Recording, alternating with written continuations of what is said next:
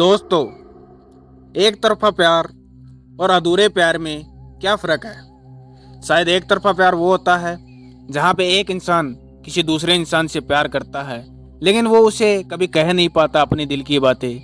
लेकिन अधूरा प्यार वो होता है जहाँ पे एक इंसान किसी दूसरे इंसान से प्यार करता है, वो उसे अपने दिल की बात बताने ही वाला होता है, लेकिन उसके साथ में कुछ ऐसा इंसिडेंट हो जाता है कि उसकी जो तमन्ना है वो अधूरी रह जाती है, वो पूरी नहीं हो पाती है।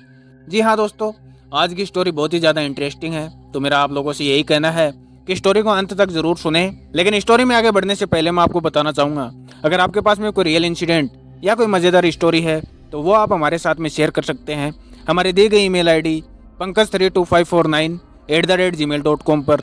मैं उसे नरेट करूँगा अपनी आवाज़ में और आप सभी लोगों के सामने लेके आऊँगा। तो चलिए बढ़ते हैं स्टोरी में आगे। आज का जो ये रियल इंसिडेंट है ये हमारे साथ दीप्ति ने शेयर किया है। दीप्ति बेसिकली राजस्थान के जोधपुर की रहने वाली है। ये जो भी इंसिडेंट हुआ है वो आज से करीबन 6 साल पहले हुआ है। दीप्ति की फैमिली में कुल 7 मेंबर थे, जिनमें से दीप्ति के माता पिता और दीप्ति के 4 बड़े भाई थे, जिनमें से 3 बड़े भाइयों की शादी हो चुकी थी, लेकिन जो चौथा नंबर वाला था उसकी शादी अभी नहीं हुई थी। वो एक्चुअली आर्मी में थे और आर्मी वालों को आपको पता ही है लिमिटेड छुट्टियां मिलती हैं, साल में महीने, 1.5 महीने, 2 महीने की वो छुट्टियां पे आते हैं, इसलिए उनकी शादी में डिले हो रहा था। लेकिन अब की बार घर वालों ने प्लान बनाया कि जैसे ही दीप्ति का भाई छोटे वाला अब की बार जैसे ही वो छुट्टी पे आएगा तो उसके उसी टाइम पे सगाई और शादी दोनों कर दी जाएगी। तो उन्होंने उनके बड़े भाई से भी बात कर ली थी। उन्होंने भी हाँ बोल दिया था कि आप लोग लड़की ढूंढो, जैसे ही मैं छुट्टी पे आऊँगा तो मैं लड़की को देख के फाइनल कर दूंगा और उसके बाद में शादी और सगाई सभी चीज़ें एक साथ कर लेंगे। तो ऐसा इनके घर वालों ने किया। इनके सारे घर वाले लड़के ढूंढने के लिए लग गए, कोई अच्छी सी लड़की इनको मिल जाए। तो ये रिश्ते वगैरह ढूंढ रहे थे, तभी इनको एक लड़की मिलती है जो बहुत ही गरीब फैमिली से थी। ये दीप्ति के भाई को बताते हैं कि ऐसी ऐसी लड़की ढूंढ ली है। तो दीप्ति का भाई बोलता है कि ठीक है, मैं बहुत ही जल्द छुट्टी लेके आने वाला हूँ, उसके बाद में मैं देख लूँगा, अगर सही रहेगा तो मैं फाइनल कर दूंगा। ऐसा ही होता है। थोड़े दिन बाद में दीप्ति का जो भाई है वो छुट्टी पे आता है और वो दूसरे दिन ही उस लड़की को देखने के लिए जाते हैं। दीप्ति के भाई को भी लड़की बहुत ही अच्छी लगी और जैसा मैंने बताया उनकी फैमिली बहुत ही गरीब थी। उनकी फैमिली को इन लोगों ने बता दिया कि हम अभी सगाई करेंगे और अभी 1-1.5 महीने में ही हम शादी करेंगे। तो उनके घर वाले भी एक्सेप्ट कर लेते हैं, लड़की वाले। और ये जो लड़की थी, जो मतलब दीप्ति की होने वाली भाभी थी, इसका नाम था भूमिका। भूमिका बेसिकली 11th क्लास में पढ़ रही थी, अपने गाँव के स्कूल में पढ़ा करती थी। तो ये सारी चीज़ें फाइनल कर देते हैं, वहाँ पर सगाई वगैरह इनकी कर दी जाती है और एक शादी का मुहूर्त निकाला जाता है, जो आज से करीबन 20-25 दिन के बाद में इनका शादी का मुहूर्त निकला था। तो लड़की वालों को भी कोई एतराज़ नहीं था, इन्होंने सभी ने डिस्कस कर लिया और शादी फाइनल कर दी। ये अपने घर पे आ जाते हैं, वहाँ से सब कुछ सेट हो गया था। लेकिन एक दिन भूमिका अपने स्कूल में गई हुई थी, जैसे मैंने बताया 11th क्लास में वो थी, तो वो अपने स्कूल में गई थी और उनके गाँव में एक लड़का रहा करता था। उस लड़की के माता पिता नहीं थे, वो अपने चाचा के घर पर रहा करता था, उन्हीं के साथ में रहा करता था। वो लड़का अपने घर से बाइक लेके निकलता है। जैसे ही वो अपने घर से बाइक लेके निकलता है और रोड पे चढ़ाता है, अचानक से एक ट्रक वाला आता है और उसको कुचल देता है। वहीं पे उसका एक्सीडेंट हो जाता है। जब गांव वाले लोग वहां पे पहुंचते हैं, वहां पे उसको देखते हैं, वहां पे पहुंचने के बाद में जब उस लड़के को देखा गया तो उसकी वहां पे डेथ हो चुकी थी। अब उसके कोई माता पिता तो थे नहीं, तो वहीं पे जो भी उसका चाचा था और जो गाँव वाले थे, उन्होंने उस बॉडी को वहाँ पे उठाया और उठा के उन्हीं के गाँव के बाहर एक नदी थी जो बिल्कुल रोड के किनारे थी, वहीं पे उसकी चिता को अग्नि उन्होंने दी। उसका अंतिम संस्कार वहीं पे उन्होंने कर दिया। अब थोड़ी थोड़ी बारिश आने लग गई थी। बारिश की बूंदें जैसी आई तो गांव वाले सारे अपने अपने घर पे आ गए। बारिश की बूंदों की वजह से वो जो उस चिता पे अग्नि लगी हुई थी वो धीरे धीरे अब बुझने लगी।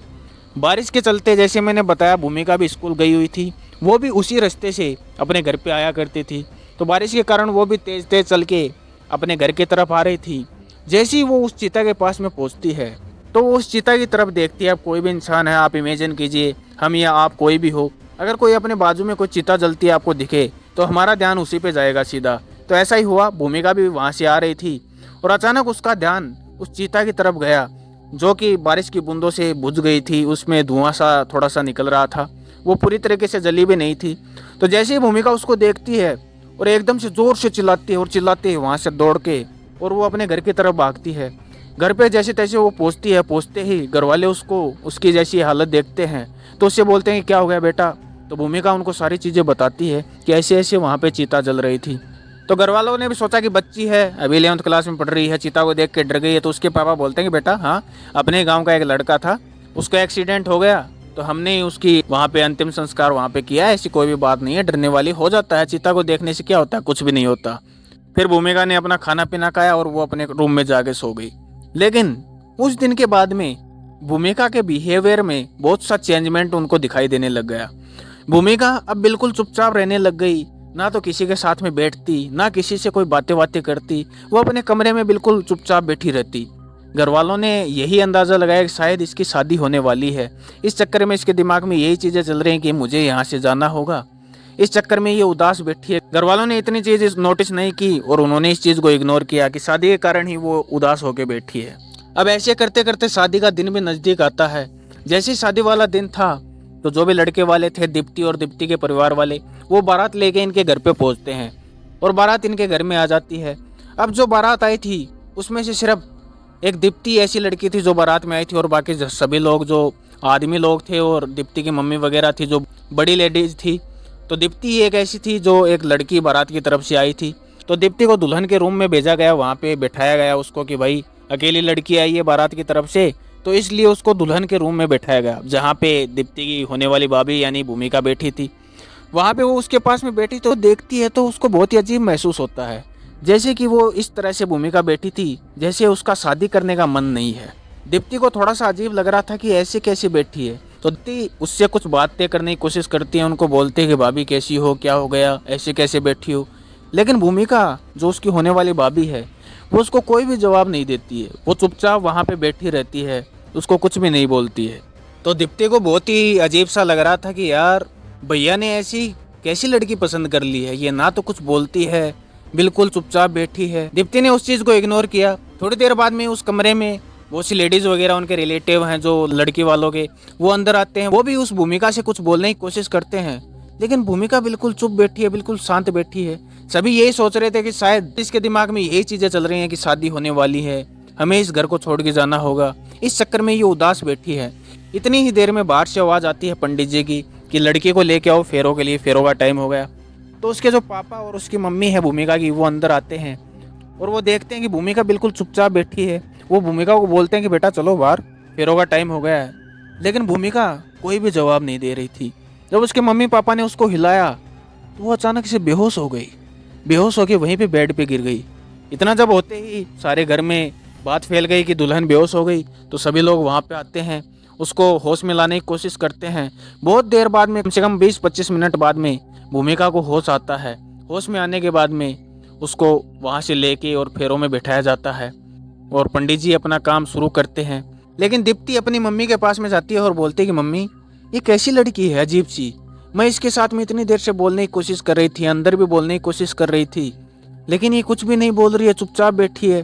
तो उसकी मम्मी बताती है कि बेटा ऐसा ही होता है जब किसी की शादी होती है, अब लड़की की शादी है, उसको अपना घर छोड़ के जाना है, तो दिमाग में तो ऐसा होगा ही ना कि मेरा घर में मेरे को छोड़ के जाना पड़ेगा, इसलिए थोड़ा सा ये दिमाग में स्ट्रेस ले रही है, ऐसा कुछ भी नहीं है। तो दीप्ति फिर से दूसरी साइड में जाए खड़ी हो जाती है और वो अपने भाई और भाभी को दोनों को देखने लग जाती है। जैसी वो देख रही थी तो उसको कुछ ऐसा अजीब सा नज़र आया उस भूमिका के अंदर। और मैं बता दूं दीप्ति हॉरर स्टोरियाँ वगैरह बहुत सारी ऐसी देखती है, तो ऐसा अनुभव उसको हो जाता है कि कुछ ना कुछ पैरानॉर्मल है। वो फिर से अपनी मम्मी के पास में आती है और बोलती है कि मम्मी आप लोगों ने एक चीज़ नोटिस की? तो उसकी मम्मी बोलती है क्या? तो दीप्ति बताती है कि जो भाभी है वो भैया को बहुत ही तिरछी नज़रों से देख रही है, जैसे कि वो उसको यहीं पे मार देगी। तो उसकी मम्मी बोलती है ऐसा कुछ नहीं होता, मैंने तेरे को बताया ना उसकी शादी हो रही है, इसलिए उसके दिमाग में यही सब चल रहा है कि घर छोड़ के जाना पड़ेगा, इसलिए वो ऐसी हरकतें कर रही है, ऐसी मायूस है, ऐसा कुछ भी नहीं है। इतनी ही बातें दीप्ति की मम्मी दीप्ति को बोल रही थी कि अचानक से भूमिका जो थी वो रोने लग जाती है, चिल्लाने लग जाती है कि मेरे को ये शादी नहीं करनी, मेरे को नहीं करनी, मैं नहीं जाऊँगी मेरा घर छोड़ के, मेरे को यहीं पर रहना है। ऐसा करते करते जब घर वालों ने भूमिका को पकड़ा, इतनी देर में वो फिर से बेहोश हो जाती है। उसको थोड़ी देर बाद में फिर से होश में लाया जाता है। सभी जो लोग वहाँ पे थे उन सभी को यही लग रहा था कि लड़की अभी छोटी है, बच्ची है, 11th क्लास में पढ़ती है, शायद इसके दिमाग में वही चीज़ें हो गई कि आज शादी है, मेरे को यहाँ से जाना पड़ेगा, इसलिए ये घर छोड़ के जाना नहीं चाहती और इसलिए ये बेहोश हो रही है। सभी लोगों को यही लग रहा था। थोड़ी देर बाद में उसको फिर से होश आता है और जो आगे की प्रोसेस थी वो जारी रहती है। पंडित जी अपना काम करते हैं और उनके फेरे वगैरह करवाए जाते हैं और शादी का जो फंक्शन था वो कंप्लीट हो जाता है। अब टाइम आता है विदाई का। तो दुल्हन को अंदर अपने घर में बैठी थी, सभी लोग उसके आसपास में बैठे थे, विदाई उसकी होने वाली थी। लड़के वाले बोलते हैं कि चलो अब विदाई का टाइम हो गया है, हम सब भी निकलते हैं, तो दुल्हन को लाया जाए बाहर में। तो जो दीप्ति के भाई वगैरह थे वो गाड़ी में बैठ चुके थे और पीछे से भूमिका को ला रहे थे। लेकिन जैसे ही भूमिका अपने घर के बाहर पैर रखती है वो फिर से चिल्लाने लग जाती है कि मेरे को नहीं जाना, मेरे को नहीं करनी शादी, मैं किसी के घर में नहीं जाऊंगी, मैं यहीं पे रहूंगी, मेरे घर में ही रहूंगी। और ऐसा करते करते वो फिर से बेहोश हो जाती है। सभी लोगों को फिर से वही लग रहा था कि ये अपना घर छोड़ के जाना नहीं चाहती, अभी बच्ची है। उसको कैसे न कैसे करके गाड़ी में बैठाया जाता है। जैसे ही गाड़ी में बैठा के ये अपने घर पे निकलते हैं, दीप्ति और उसकी फैमिली जैसे ही अपने घर पे पहुंचते हैं तो वहाँ पे मौसम बिल्कुल एकदम सही था, ऐसा कुछ भी नहीं था, बिल्कुल साफ मौसम था, सूरज निकला हुआ था। तो दीप्ति और दीप्ति के घर वाले नीचे उतरते हैं गाड़ी से, उसके भैया वगैरह भी नीचे उतरते हैं और दीप्ति के भैया भूमिका को भी जगाते हैं कि चलो भूमिका घर आ गया, नीचे उतरो। उसको जैसे ही वो होश में लाते हैं तो भूमिका अपने होश में आती है और वो गाड़ी से अपना जैसे ही पैर नीचे रखती है, रखते ही अचानक पता नहीं क्या हो जाता है मौसम में। बहुत जोर से हवा चलने लग जाती है। जो मौसम बिल्कुल पहले साफ था अब बहुत से बादल वगैरह आ गए थे। आपको भी थोड़ा फिल्मी लग रहा होगा ये सीन, लेकिन ये जैसा मेरे को बताया गया है मैं आप लोगों को बता रहा हूँ। और मौसम का क्या, मौसम कभी भी ख़राब हो सकता है। जैसे ही वो उनके घर में पैर रखती है वो हवाएं और भी ज़्यादा तेज़ होने लगती हैं और जो भाई उनके घर में जो लेडीज़ वगैरह अड़ोस पड़ोस की आई हुई थी सभी एक दूसरे के कानों में बातें करने लग जाते हैं कि कैसी है शुभ लड़की है, घर में पैर रखते ही मौसम कितना ख़राब हो गया है। लोगों को तो ऐसा ही कहना है, वैसे ऐसा अभी तक कुछ भी नहीं हुआ। तो वो उसको अंदर लेके आते हैं। जैसे घर के अंदर लाते हैं तो इनके घर में एक रिवाज था कि पहली रात दूल्हा और दुल्हन एक साथ नहीं सोते हैं। इनके घर में बहुत सारे और भी फंक्शन हैं, वो सारे कंप्लीट होने के बाद में ही वो एक दूसरे के साथ में सो सकते हैं। तो ऐसा ही हुआ, पहली नाइट को अलग अलग ये सोते हैं, दूसरे दिन इनके घर में वो प्रोग्राम वगैरह किए जाते हैं जहाँ पे कुछ गेम्स वगैरह होते हैं। अपने अपने मंदिरों में ये माथा वगैरह टिकवाते हैं और सारे जो भी चीज़ें थी, जो भी रस्में थी वो ये कंप्लीट करते हैं। जैसे सेकंड नाइट आती है तो भूमिका को पहले ही रूम में भेज दिया गया था। भूमिका अपने रूम में थी और उसके भैया जो दीप्ति के भैया हैं वो रूम में जाते हैं। जैसे ही वो रूम का दरवाज़ा खोलते हैं, वो दरवाज़ा खोलते ही उनकी आंखें फटी की फटी रह जाती है। वो देखते हैं अंदर जो भूमिका है वो बेड पे लेटी है, उसके शरीर पे एक भी कपड़ा नहीं है, बिल्कुल नग्न अवस्था में है। उसने अपने पैर ऊपर कर रखे हैं और वो ऐसी आवाज़ें निकाल रही है जैसे कि उसके साथ में कुछ संभोग क्रिया कर रहा है। वो ये देख के बिल्कुल हैरान हो जाते हैं, लेकिन फिर वो ये सोचते हैं कि शायद भूमिका को कोई दौरा वोरा पड़ गया है जिसके कारण उसने कपड़े निकाल रखे हैं और ऐसी हरकतें कर रही है। वो फटाफट रूम बंद करते हैं कि किसी को भी पता ना चले इस चीज़ के बारे में। किसी को अगर भनक लग गई अड़ोस पड़ोस में तो हमारी क्या इज्जत रह जाएगी। वो फटाफट रूम बंद करके और वो जैसे ही भूमिका के नज़दीक जाते हैं, भूमिका अचानक उनको देख के एकदम से जो चादर बेड पे पड़ी हुई थी वो अपने ऊपर ढक लेती है और बाथरूम में चली जाती है। बाथरूम में जाने के बाद में वो अपने कपड़े वगैरह पहन के बाहर आती है। तो जो दीप्ति के भैया थे उन्होंने उसको बोला कि क्या हो गया भूमिका, ऐसे क्यों, तुम ऐसा क्यों व्यवहार कर रही थी। तो भूमिका बोलती है कि ऐसा कुछ नहीं है, मेरे को गर्मी लग रही थी इसलिए मैंने कपड़े निकाल दिए और मैं रूम लॉक करना भूल गई, मेरे को नहीं पता था रूम लॉक नहीं है, आप अचानक से आ गई। तो उनके भैया ने बोला कि चलो कोई बात नहीं, आराम से रिलैक्स करो, बैठ जाओ। लेकिन भूमिका बेड पे नहीं बैठती है। वहाँ पे साइड में एक पानी का गिलास रखा था। भूमिका उस पानी के गिलास के पास में जाती है और वो पानी का गिलास वो अपने हाथ में उठाती है। उसके जो भैया थे, दीप्ति के भैया थे, वो उसी को देख रहे थे कि क्या कर रही। तो भूमिका की पीठ उनके भैया की तरफ थी। भूमिका गिलास अपने हाथ में उठाती है पानी का कि अचानक भूमिका की गर्दन है वो 360 डिग्री घूमती है और दीप्ति के भैया को बोलती है कि ले पानी पी, क्योंकि आगे तेरे को शायद पानी भी नसीब ना हो, ले पी ले। ये देख के दीप्ति के भैया की पैरों तले जमीन निकल जाती है, उनकी आंखें फटी फटी रह जाती है। वो अपनी आंखों को अपने हाथों से मसलते हैं और फिर जैसे ही देखते हैं तो ऐसा कुछ भी नहीं था। भूमिका फिर से उसी पानी के गिलास के पास में जा रही थी। अभी तक उसने पानी का गिलास उठाया भी नहीं था कि उनको फिर से अभी अभी जो दिखाई दिया था वो सारी चीज़ें दिमाग में चलने लग गई। उनको ऐसा लग रहा था जैसे अभी मैंने कुछ देखा है वो अभी रियल में होने वाला है। जैसे ही ये पानी का गिलास उठाएगी और इसकी गर्दन फिर से पीछे की तरफ घूमेगी, ये वो दिमाग में सोच के ज़ोर से चिल्ला देते हैं। अब भाई एक लड़का चिल्ला रहा, लड़की चिल्लाती तो शायद हो सकता है घर वालों को कुछ और लगता, लेकिन यहाँ पे तो लड़का चिल्लाया है। और वो चिल्लाते चिल्लाते गेट खोलता और बाहर निकलता है सभी घर वाले उसके पास में आते हैं, उससे बोलते हैं क्या हो गया। तो वो सारी चीज़ें बताता है कि ऐसे ऐसे मैं रूम के अंदर गया और भूमिका पानी का गिलास उठा रही थी और अचानक उसकी गर्दन 360 डिग्री पीछे घूमती है।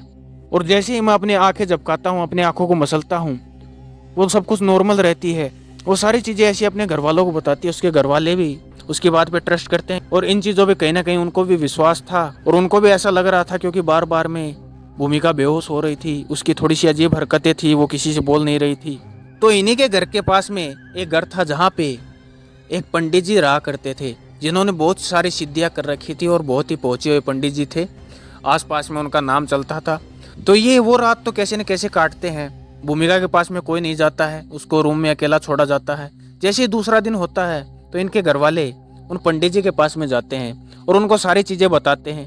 पंडित जी थोड़ी देर अपना ध्यान में जाते हैं और ध्यान में जाने के बाद में अपनी आंखें खोलते हैं और वो दीप्ति के भाई को बोलते हैं कि देखो बेटा, तुम शाम को 6 बजे के बाद में उस कमरे में भूमिका के पास में नहीं जाना और आज रात को 12 बजे के करीबन मैं तुम्हारे घर में आऊँगा और उसके बाद में देखूंगा कि क्या चीज़ है क्या नहीं है।